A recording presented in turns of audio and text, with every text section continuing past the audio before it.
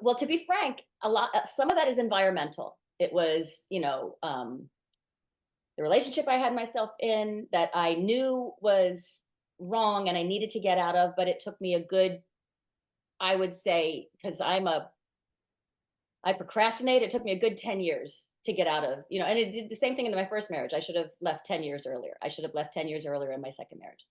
But I'm like, I can make this work if I love somebody enough.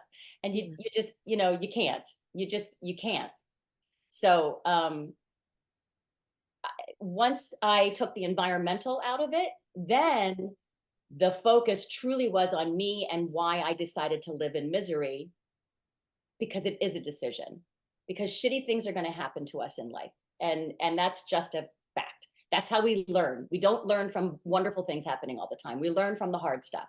Mm. So I had a choice to learn from the hard stuff and get my ass back up and really be grateful for what I had, even though it was really, really difficult and challenging, because I'm just alive and I get to learn and I get to find out new things and I get to learn a different way of living. I get to learn a different way of loving.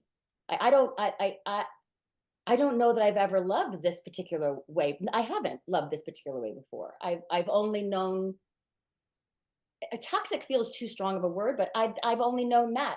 I mean, the purest love I've ever had was, giving birth to my son. Yeah. And that's an unconditional love that I don't know that you can ever feel for someone else. But when you choose to be in a partnership, you know, this is a love that I've never experienced before, and it's exciting at this age that I get to learn so much more at this age. It's really exciting because I had spent my whole life since childhood performing in a way to be loved.